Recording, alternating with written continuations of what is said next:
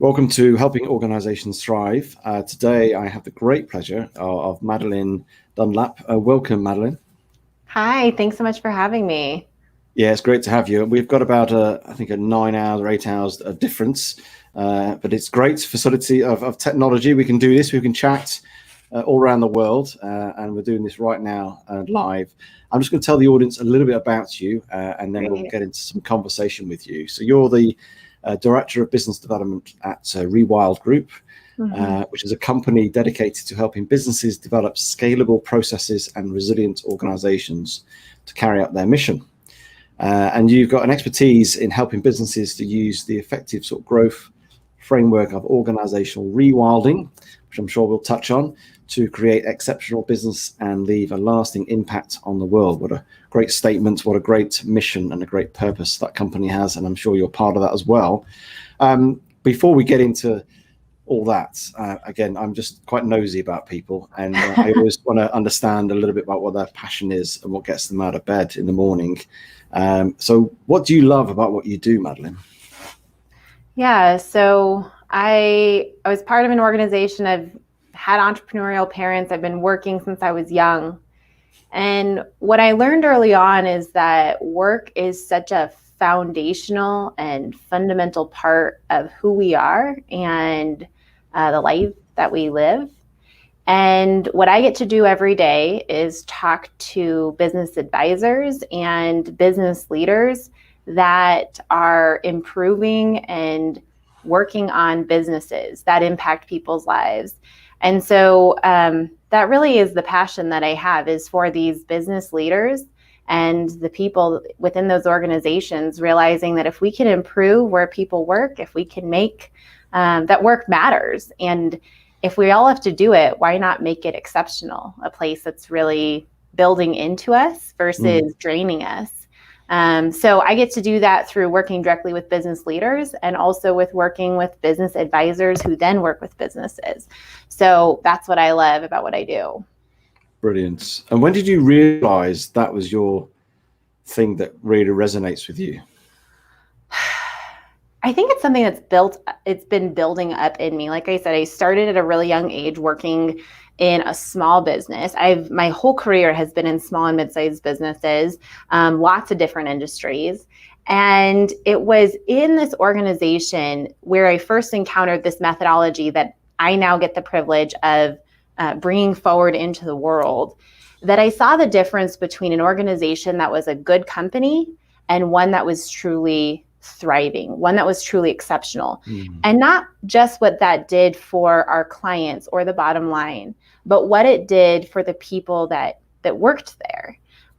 How it transformed these individuals in a way that they went home to being better spouses, better partners, better husbands, wives, parents, children. And I thought, wow, this is really the platform where you can incite change into the world. And it's in our little corner, and it might be just 1 or 2 employees, and it may just be you as a solopreneur. But it was in that distinctly seeing that you could make an impact from just a very functional, good business to exceptional one. And I thought, what if I could do that for a living? And I was blessed to have that opportunity. So it's something that's definitely grown in me over the years. And I like that holistic approach to business. I mean, I don't think you mentioned ever the word revenue, profit at all. And you talked about, businesses having an impact, exceptional. You talked about having almost an impact on the lives outside of work, their spouses, their families. And actually, we're in a time, and I think this last 12 months, a lot of businesses, a lot of people have been thinking about more the holistic aspects of what's been going on.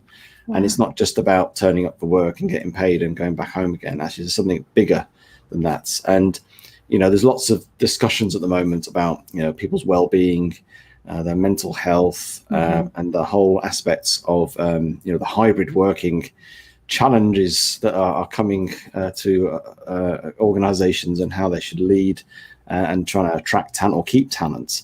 And we are going to talk about different aspects of leadership, but I really want to get your understanding, your opinion really on, at this time, how should leaders lead, in a way that would help them ultimately thrive and be sustainable with their businesses? Yeah, so we talk about the concept of transition zones, and we usually think of them in terms of, as an organization grows, it goes through transitions, from being maybe owner-centric to enterprise-centric. But what we've seen over the last 18 months, maybe longer than that at this point, is really a transition zone that the whole world has gone through. This idea where the things that used to work don't work, the systems, the processes that have supported our organizations for decades, in some cases, stop working in this current reality. And this is a really simplistic phrase, but I think it's a powerful one. In times of transition, in times of chaos, leaders need to focus on, emphasize really structure, clarity, and focus. And I want to break those down a little bit. So when we talk about structure, a lot of times people think of rigidity. They think of, red tape and lines drawn and, you can't do this. But structure, when it's infused in the right way, when it's really built to be resilient rather than restrictive, is very healthy for organizations, employees, managers, just organizations, at large.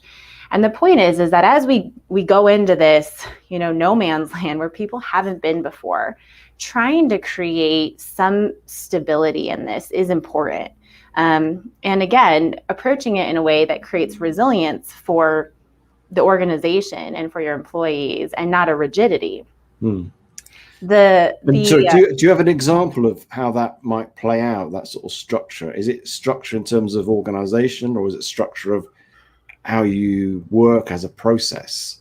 And that fluidity is would principles be a similar word in terms of trying to create that sort of principled approach? Yeah, absolutely. Absolutely. So I think it flows into all of those things. It's as large as, these big, expectations and goals for the team. And then it's as granular as what systems are we using and how functionally are we communicating with each other. So I think a good example of that is, as simple as schedules, right? That there's this difference of how are you coordinating with teams? We have employers and leaders who are trying to get things done, and employees who also want to get things done. But it's, how do we come together and have clear expectations of what we're trying to do? How are we going to support those expectations? And when those expectations are met, how are we going to celebrate, reward the organization for that? And that's this structure that I'm talking about, really, is how do we get on the same page about this new reality and coming together with some level of resilient structure that we can all operate on? Because the worst thing we can do is leave ambiguous the expectations, what we need as an organization to be successful, and what we need as people and employees to be successful. The ambiguity, which has been the last 18 months, creates chaos that doesn't help an organization thrive. Yeah, and I guess it's almost creating structures or creating aspects that you can control, which then helps people with their sense of chaos and sort of survival mode, actually, in the sense of actually makes people thrive more, because you can only control what you control, and start not worry about the things you can't control, and I guess put things in place that as a business that you can control, and that starts to create that sense of security, and that builds into resilience, and then starts this people thinking a bit more innovative, thriving, and start to build the business back again. Yeah, absolutely. Absolutely. The, that really speaks to kind of this focus. The reality is that we have so much going on. I find in a very tangible way, the idea of a daily meetup or a daily stand-up to say, hey, where are you at? What are you focusing on today? What barriers are you seeing? How can I help support you in getting through that? That focus, creating focus for the organization, but even at an individual level of hearing task lists and helping people prioritize, because so many of us are now operating in a 24-hour parenting, schooling, working reality that even the simple things of just saying, can you help me prioritize the things that I need to get done today? Because I'm also managing 15 other priority lists. And that simple act of 5 minutes to hear it out, to have the conversation, to set a trajectory for even the next 8 hours, I think it's just foundational for this chaotic time that we're in. No, I totally agree with that. That's really helpful. How is that managed now? People are starting to talk this word hybrid, which is some working from home, some in the office, whole mix and match of things going on, where you may have situations going on in the office, but actually some of the team are at home. How do we bring that into play that we don't, I guess, lose the impetus, lose the inputs and contribution, and also making people feel completely included, obviously, in that context? What are your thoughts on that? I think that there are some gaps that technology does not bridge. That's a reality I've seen personally, right? There's an exciting thing, someone gets a big win, I'm at home, everyone else is in the office. That's a gap I don't think technology bridges. I think that there is a level of just awareness that the leader needs to bring to the team to make sure we're being inclusive. But if you have this cadence of every morning or every afternoon or every evening, whatever that looks like for your organization, you're huddling. Maybe that's on chat. Maybe it's, I enjoy the everyone has their screens on. You can see people's faces. It's a check-in point to make sure that no one is too far removed from the current reality. And even if you can't bridge all the gaps, I think that's a way to make sure everyone is at least on the same page at a 24-hour stint. And, for some organizations, it may not be necessary to do it every 24 hours, but for our organization, when we've gone hybrid, that's been important for us. Yeah. No, that's good. And so you talked about structure. What else were you, in terms of leading right now? What other aspects were there? Yeah, so I actually just had another thought I want to throw in there. In those daily kind of cadence meetings, I think one really important thing is that it's not just this, I don't know, everyone kind of, they just a mess of a meeting. I think that having structure in that meeting is really helpful. And I'll just propose even what we've done. We look at calendars, we look at priorities, and we celebrate wins. And it's those three things, and we have a specific order. And that way it feels efficient. No one's feeling like, well, this is a huge waste of time. I've got 15 other things I need to be doing. And so having that rhythm I found is really important. Yeah, so you understand. I agree. I like the word cadence. I like that sense of cadence. I like that sense of rhythm, but also you're right. It's having meetings that have a real purpose to it, because I think people go into this world of virtual and start creating meetings for the sake of creating meetings to try and create connectivity, and it became a little bit forced and everything else. But actually, if you're meeting up for 20 minutes to discuss key things, and people will come with a bit more purposeful, a lot more energy about it, and then people go away with energy as well, rather than being sapped. Yeah, so no, that's brilliant. I like that. Sorry, carry on. No, okay. So then to go back to your question, what other things besides a structure, this focus? I think the other big thing is, and I would actually put what we've talked about in kind of the working in the business segment of your leadership responsibility.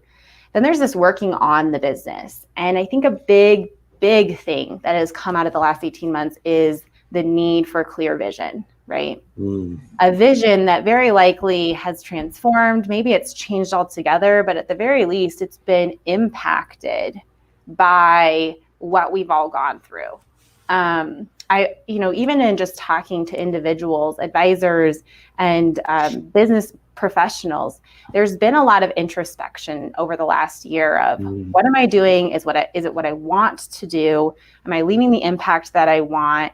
People have been home with their families more, and that's changed the expectation and the dynamic of how they want to balance their work and their lives. And I think as leaders, if we aren't taking into account the changes in our world and reflecting that in our visions, we're missing out on an opportunity. And that vision, again, maybe it's totally changed. Maybe it's just been slightly impacted, but setting a course for what our organizations look like, that's something we needed to be doing all 18 months. Is our reality is shifting. And so where we're headed and that vision for what the organization is should be changing with that, influenced and informed by that.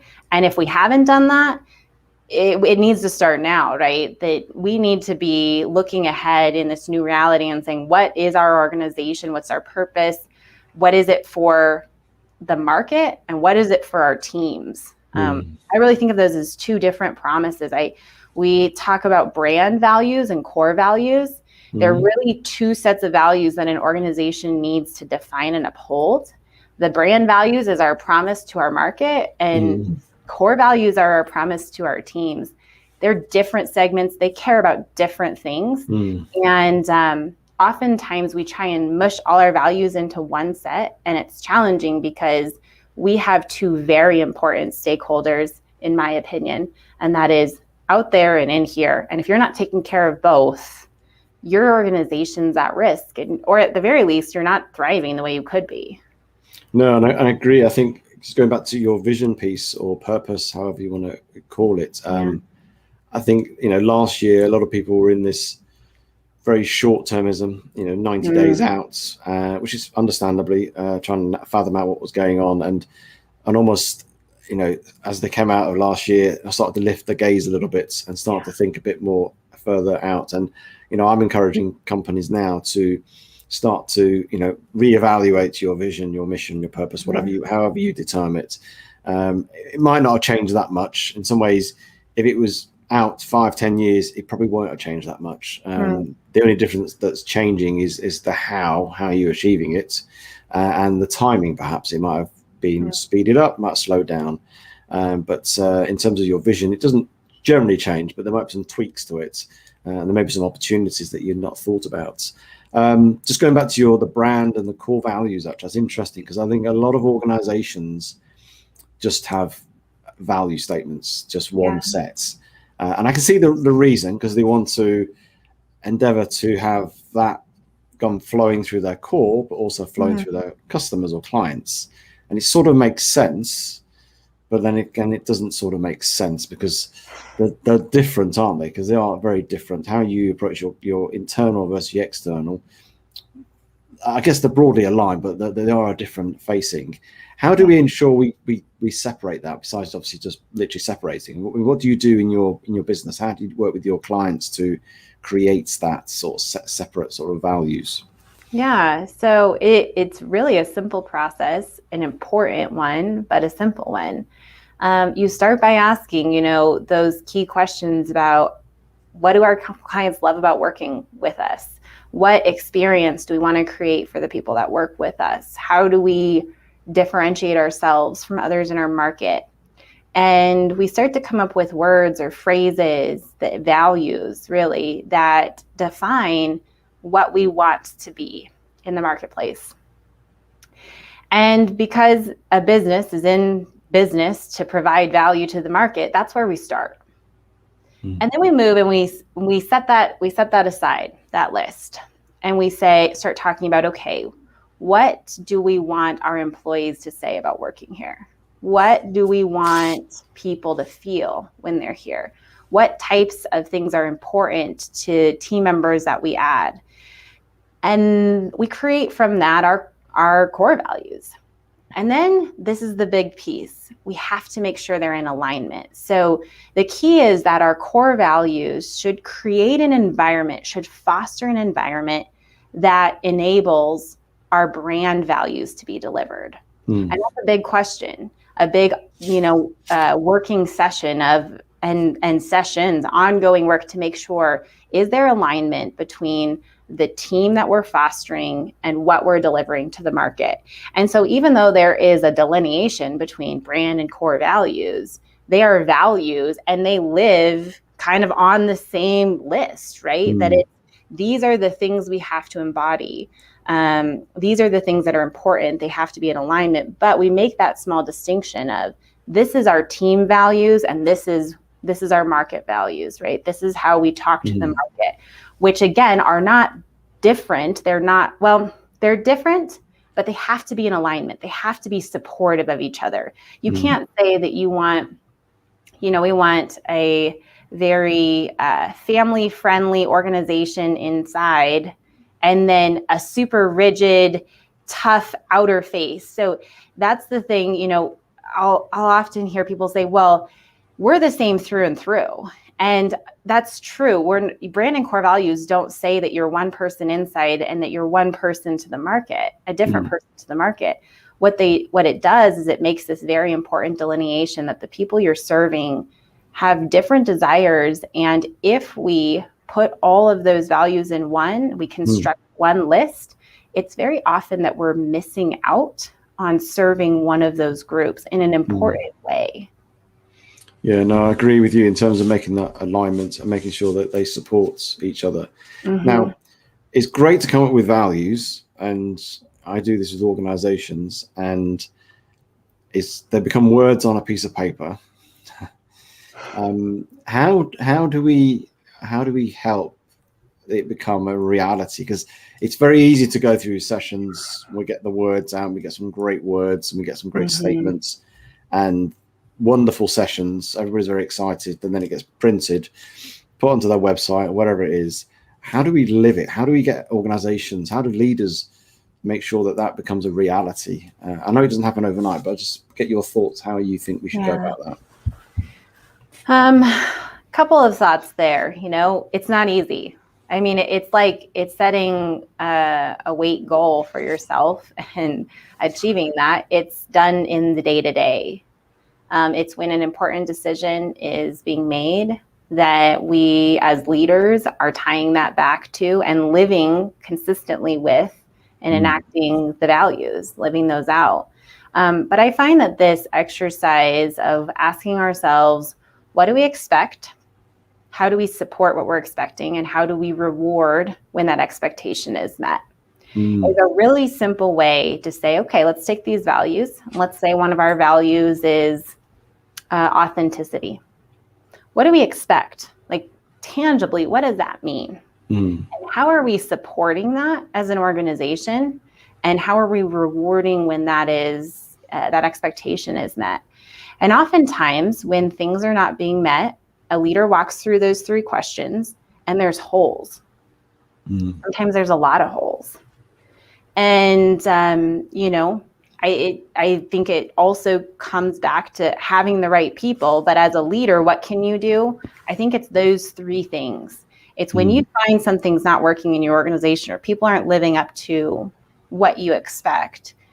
Are you clearly communicating that? How frequently are you communicating that? How do you support it?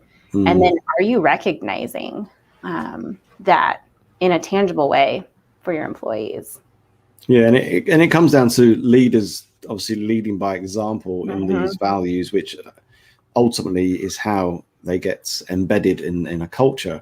Absolutely. But I was talking to somebody recently who said how to communicate values is by giving examples of life examples of yourself, of, I don't know, say one of your values is integrity.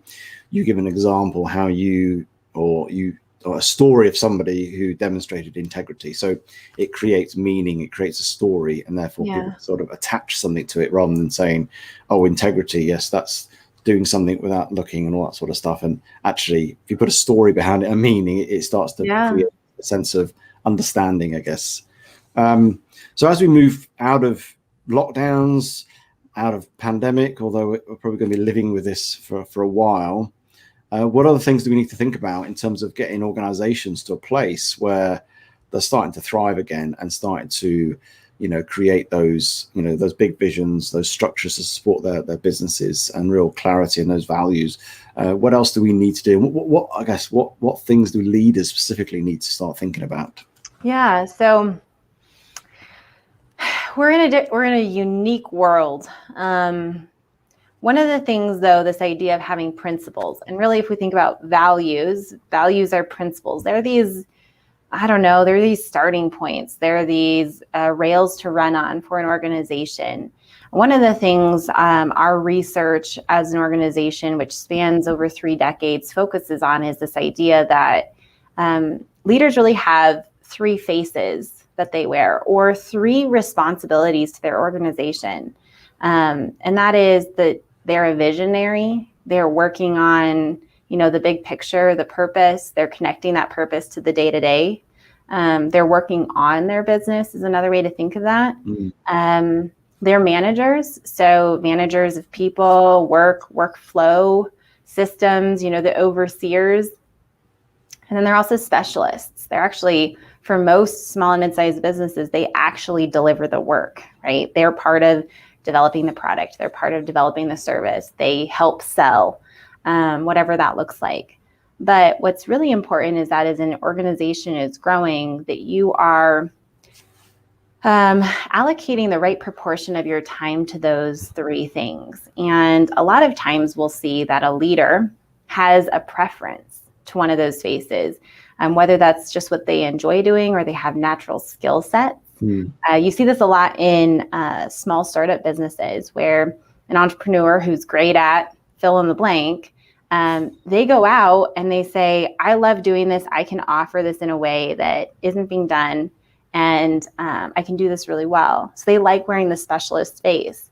But in a startup business, you need a lot of visionary too, because you have to be able to create a picture around where you're going so you can invite people into that vision and start to grow the organization. Without that, if you're just really good at developing software, it's challenging to grow an organization just based on your skill set. You have to be able to set a vision, create that purpose, an engaging purpose, and communicate that to others to invite them in on that journey.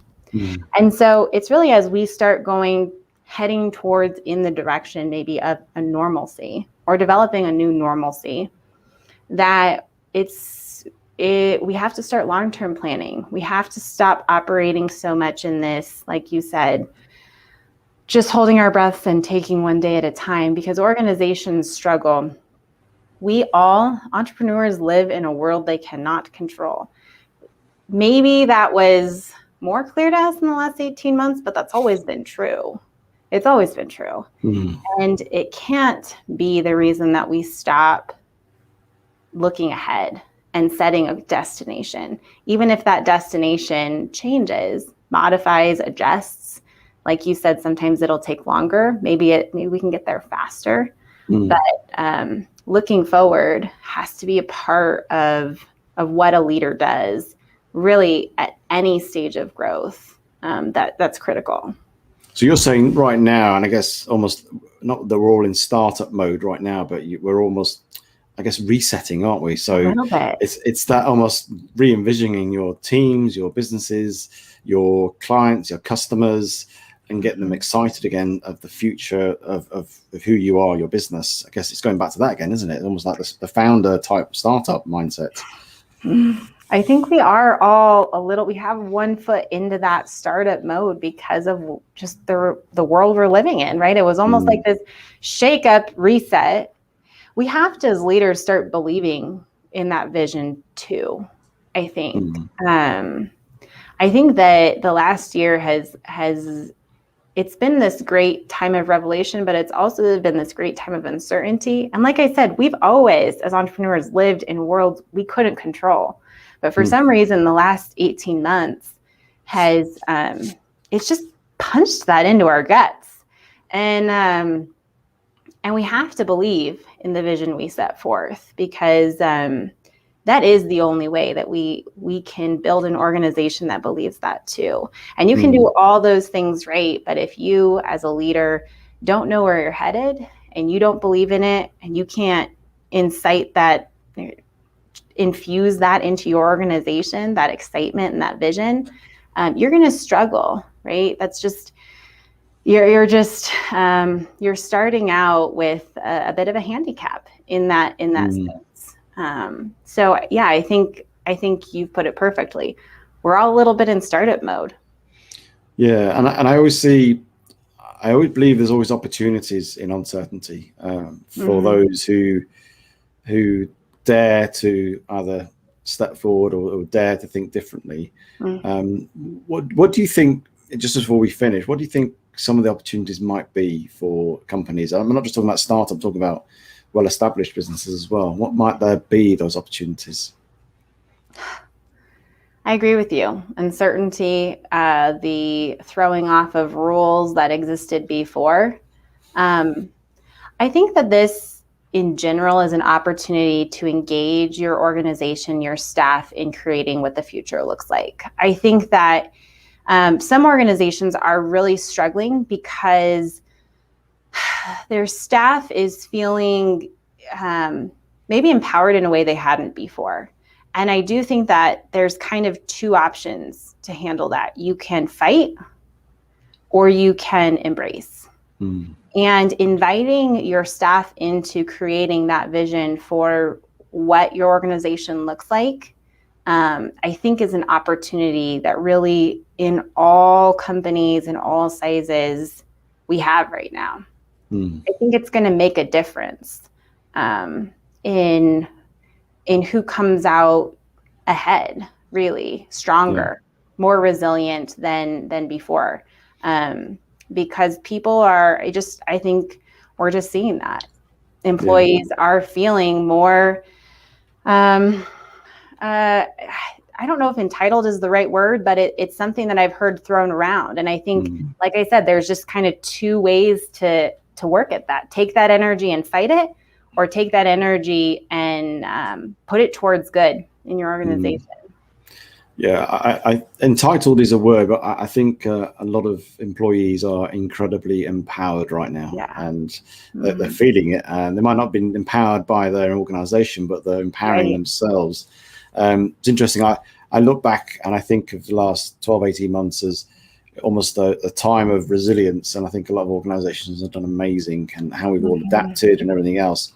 For me, as I look forward, I think it's the time of agility and being not only to be resilient, but to adapt, but that agility to go for transformation. And I think it poses massive opportunities for even those huge juggernaut organizations can really transform. And that's why I think there's potentially the reset could create some amazing transformations in organizations, massive organizations, not just in small ones.